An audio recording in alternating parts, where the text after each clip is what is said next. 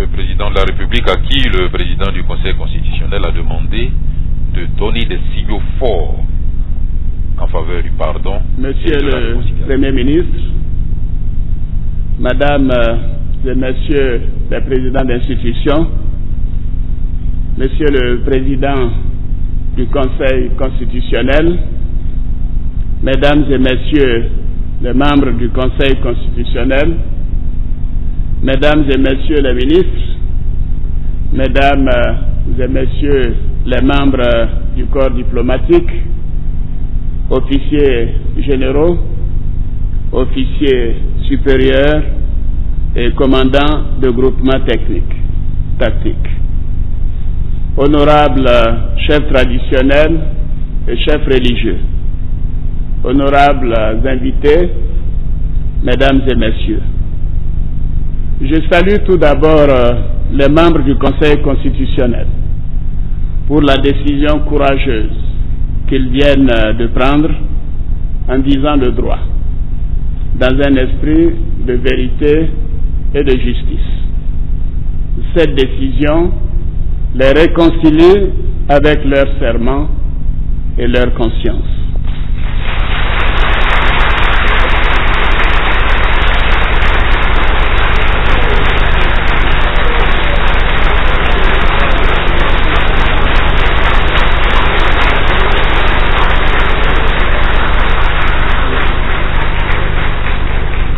Elle rétablit la vérité des urnes et rend justice au peuple de Côte d'Ivoire qui a massivement participé à l'élection présidentielle du 28 novembre 2010 et s'est clairement prononcé en faveur du changement.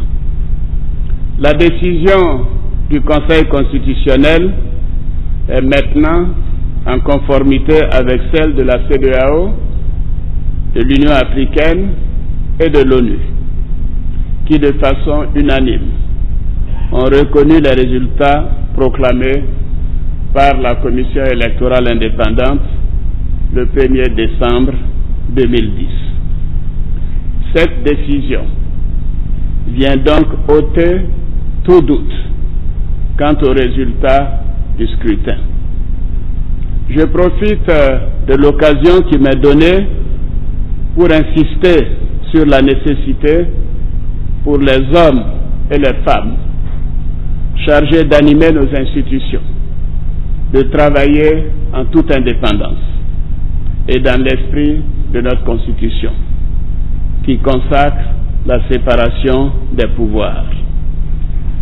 Je réaffirme pour ma part mon engagement à œuvrer pour la mise en place d'institutions fortes et indépendantes.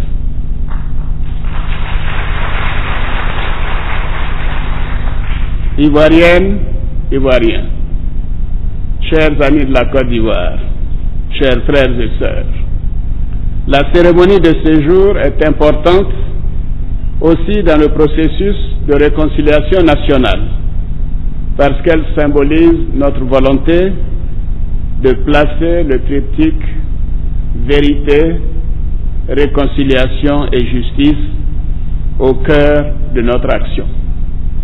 Ensemble, tournons définitivement la page de la crise que vient de traverser notre pays. Allons résolument vers la démocratie, le développement et la paix.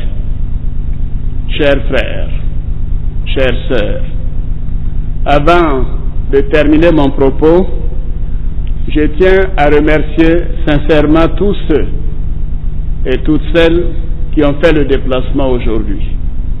À tous ceux qui auraient voulu être présents, je leur donne rendez-vous le samedi 21 mai à Yamoussoukro pour la cérémonie d'investiture. Je puis vous assurer que ce sera le début d'une nouvelle ère de réconciliation et d'union entre toutes les filles et tous les fils de notre chère Côte d'Ivoire. Vive la République, vive la Côte d'Ivoire. le président de la République que nous venons d'écouter donc a salué le Conseil constitutionnel, disons ses membres, pour avoir dit le droit et réconcilier ainsi les Ivoiriens avec la justice et la vérité des urnes. Thomas? Et là aussi, j'ai noté qu'il s'engage à mettre en place des institutions fortes et indépendantes. Nous l'avons indiqué, le président de la République va recevoir les félicitations de son épouse. Voilà, la première dame, Thomas, rejoint donc son époux. Et ensuite, ce sera à votre tour de lui adresser vos félicitations. Donc, comme vous le voyez, elle est la première personnalité à féliciter publiquement le chef de l'État en tant que son mari.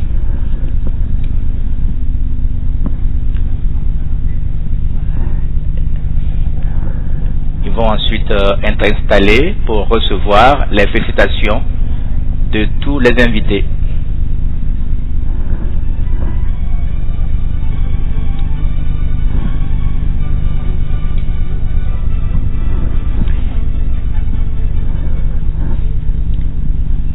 Donc Thomas, vous disiez? Je crois que, oui, dans l'intervention